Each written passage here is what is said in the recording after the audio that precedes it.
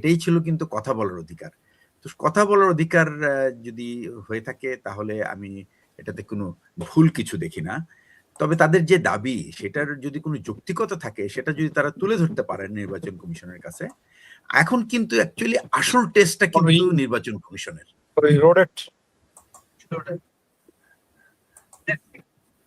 তো আসল আসল আসল পরীক্ষাটা কিন্তু তাদের। তারা এই সমস্ত চাপ কিভাবে হ্যান্ডেল করে এটাই কিন্তু এখন দেখার বিষয়। তবে আমার জানা মতে যে ব্যক্তিবর্গ ওখানে আছেন, আমি যে ২-১ জনকে খুব ভালো করে চিনি, তারা কিন্তু অত্যন্ত উঁচু মানের আমি বলব নৈতিকতার অধিকারী এবং আমার মনে হয় তারা খুব সাহসের সাথে এই মোকাবিলা করবে এবং আমরা সবাই মিলে তাদের চেষ্টা করা উচিত যেন তারা যেন কোনো চাপের মুখে নতি না স্বীকার করে এবং তাদেরকে সেই সাহস দেওয়া। সেই সাথে আমি বলবো রাজনৈতিক দল যারা, বড় দলের কিন্তু একটা অনেক বড় দায়িত্ব, আমি কিন্তু সবসময় এই কথাটা বলে থাকি এবং তাদের মহানুভবতায় কিন্তু যদি ঘাটতি থাকে তাহলে কিন্তু ছোট ছোট দল বিভিন্ন রকম তারা আমি বলবো যে নিরাপত্তার অভাবে ভুগবে এবং এটা ভবিষ্যতে কিন্তু রাজনৈতিক ইতিহাসের জন্য কিন্তু ভালো কিছু হবে না।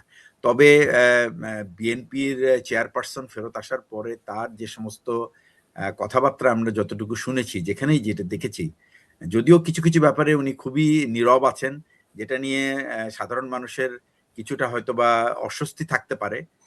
বিশেষ করে উনি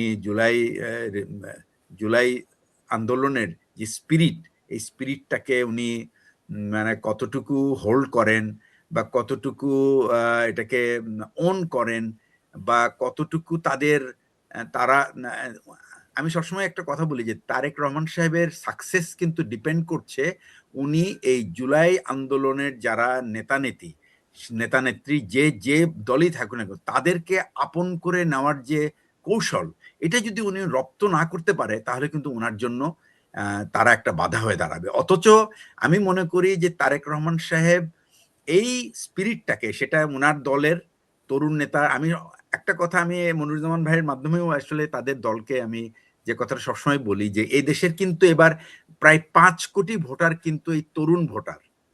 তাদেরকে কিন্তু আপনি পয়সায় কিনতে পারবেন না, তাদেরকে কিন্তু আপনি তাদের উজ্জ্বল ভবিষ্যৎ দেখানোর মাধ্যমে কিন্তু তাদের মন জয় করতে হবে। সেই আস্থা যদি আপনারা তা অর্জন না করতে পারেন তাহলে কিন্তু আপনাদের জন্য এই ইলেকশনটা উতরানো খুব ডিফিকাল্ট হবে। এই জন্যই তাদেরকে কিন্তু আপন করা দরকার, কারণ এই সমস্ত তরুণ তরুণীদের কিন্তু তারা কিন্তু পুরো একটা অন্য জগতে বাস করতো এই ১৫টা বছর, কারণ আওয়ামী লীগ তাদেরকে কোনোদিন কানেক্ট করতে পারে নাই, কোনোদিন না। পুরো ১৫টা বছর তাদেরকে এমনভাবে সেগ্রিগেট করে রেখেছে এবং এমনভাবে তাদেরকে রাজনীতি থেকে তাদের চাওয়া পাওয়া থেকে দূরে রেখেছে যে তারা তাদেরকে আর কখনোই কাছে পায় নাই। যত রকম ন্যারেটিভ দিছে কোনো কাজ হয় নাই। এখন কিন্তু বিএনপির এই পরিপক্কতা দেখানোর সময়। তারা যদি এইটুকু না বোঝে তাহলে তাদের জন্য আগামী যাত্রা অনেক কষ্টকর হবে এবং এই সমস্ত ইলেকশন কমিশনের কাছে যে দাবি দাবা যেগুলি, এগুলি কিন্তু basically this is going to be like call political rhetorics. এবং আপনার কি মনে হয় যে বিএনপি নিয়ন্ত্রণ করছে এই নির্বাচন কমিশনকে? আমার মনে হয় না যে মনে হয় না যে বিএনপি, যদি তাদের মনে কোনো বাসনাও থেকে থাকে তাহলে এটা করার প্রয়োজন নাই তাদের। তাদের দলটি এত বড় এবং তাদের এখন প্রাইমারি অবজেক্টিভ হওয়া উচিত দলের ভিতরে ডিসিপ্লিন ফেরত আনা, যেন একসাথে। তাহলে কি আপনার মনে হয় যে এনসিপি এটা মানে ভুল বলছে বা আমি বলবো যে এটা আমাদের মিলিটারিতে একটা কথা আছে, offence is the best defence. হ্যাঁ, মানে আপনি যত অফেন্সিভে যাবেন তত কিন্তু আপনি ডিফেন্সটা আপনার শক্ত হবে। তো আপনি যদি অফেন্সিভে না যান তাহলে কিন্তু আপনি ডিফেন্স ঠিক করতে পারবেন না।